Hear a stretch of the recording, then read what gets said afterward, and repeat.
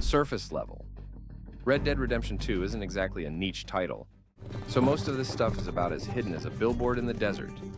The game crossed over 50 million copies sold, which means a huge portion of humanity has already bumped into its mechanics, whether they meant to or not.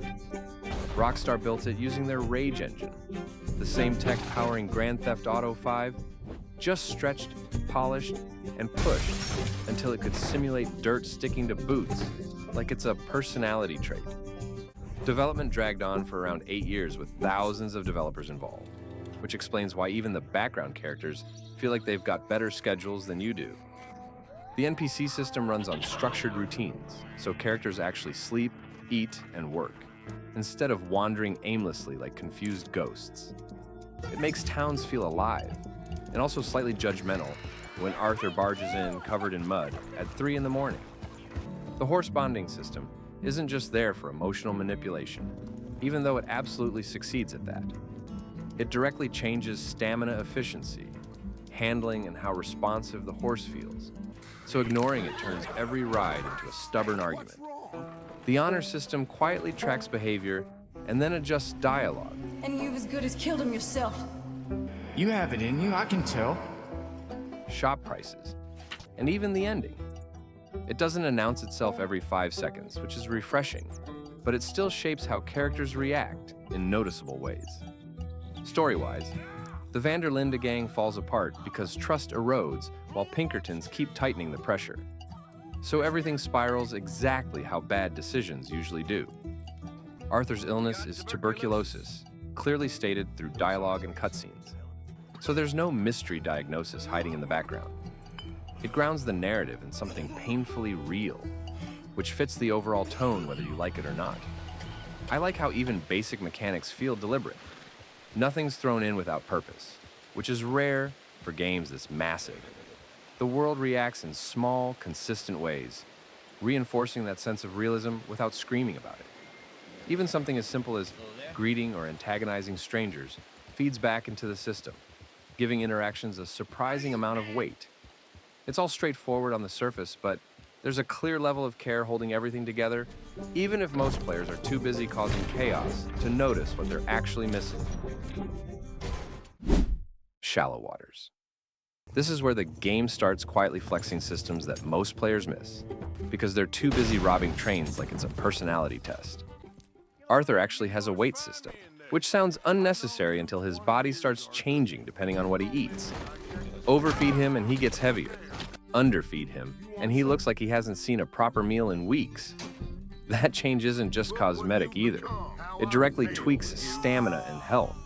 So suddenly canned beans become a strategic decision instead of background clutter. Temperature is another detail that slips under the radar. Wearing the wrong outfit in the wrong region drains core stats faster, which means wandering into the mountains dressed like it's summer isn't just a fashion mistake. It's a slow self-sabotage.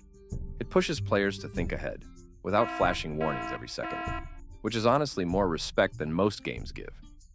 Deadeye evolves over time too, starting with manual tagging, then shifting into automatic marking, and eventually letting Arthur target vital areas.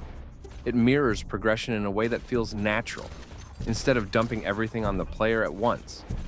By the end, it's less of a crutch and more of a refined tool, assuming someone actually pays attention to how it develops. The environment itself refuses to stay static. There are over 200 animal species wandering around, which explains why every hunting trip somehow turns into a distraction marathon. Corpses don't just disappear either. They decompose in visible stages, which is equal parts impressive and slightly unsettling if someone lingers too long. Mud sticks, shifts, and deforms based on movement, and it stays that way, turning simple paths into messy evidence of everything that's passed through. Then there are the smaller oddities.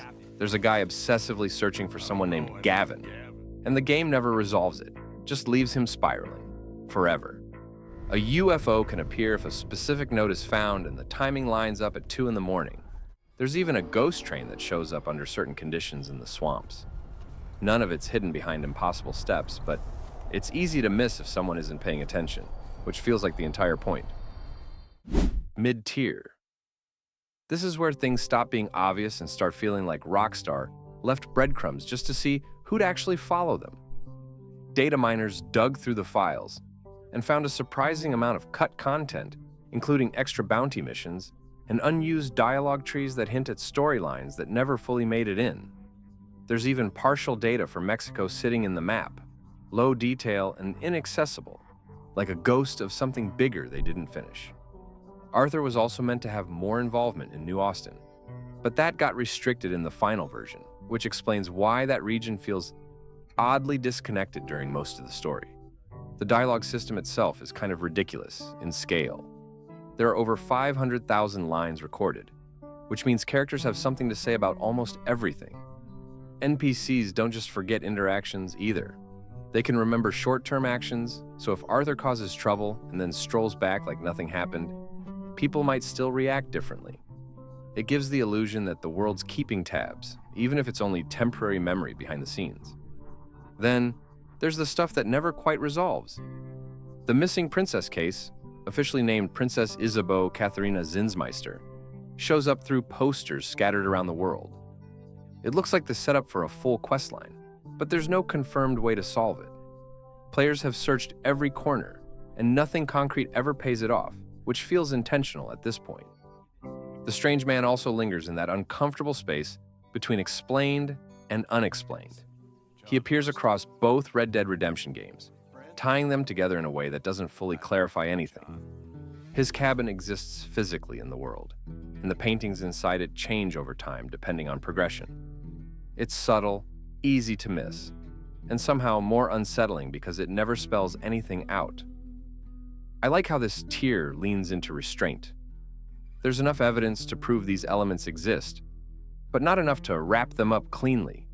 It leaves a strange gap where curiosity keeps poking at unfinished edges, and the game just quietly refuses to answer.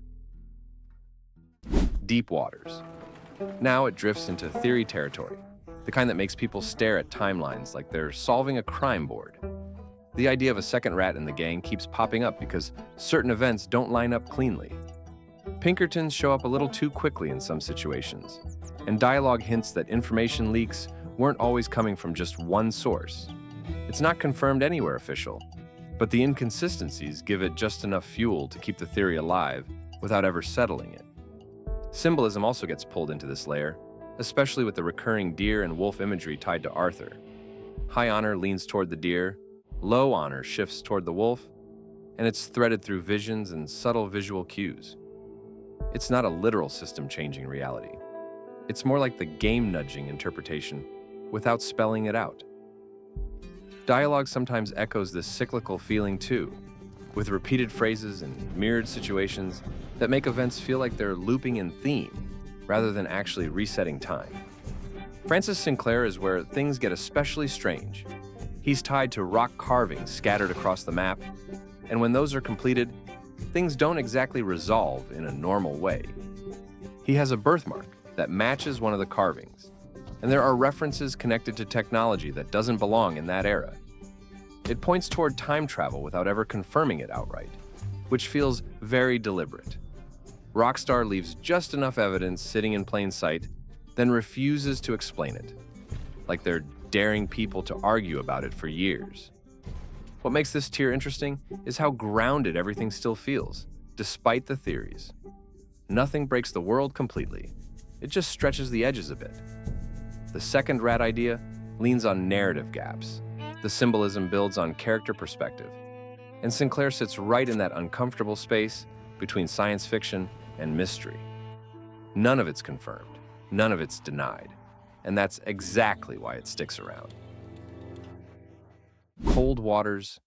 This is where the game starts acting like it's hiding things, just to see who's paying attention. Some encounters are so rare that people question if they even exist until they stumble into one by accident. There's a house where a meteor crashed straight through the roof, wiping out the person inside instantly. The player can actually find a meteor fragment there. And it's not just decoration. It's a unique item that quietly proves the event happened without any dramatic buildup. The night folk in the swamps take things in a completely different direction. They don't behave like standard enemies at all. They move silently, set up ambushes, and rely on stealth instead of charging headfirst. These encounters only trigger under specific conditions in certain areas, so it's easy to ride through those swamps and never realize something's lurking just off the path. When they do appear, it feels less like a fight and more like walking into something that was already watching. The witness system also operates in a way that's easy to underestimate. Crimes don't just magically alert the law, they spread through actual NPCs reporting what they saw.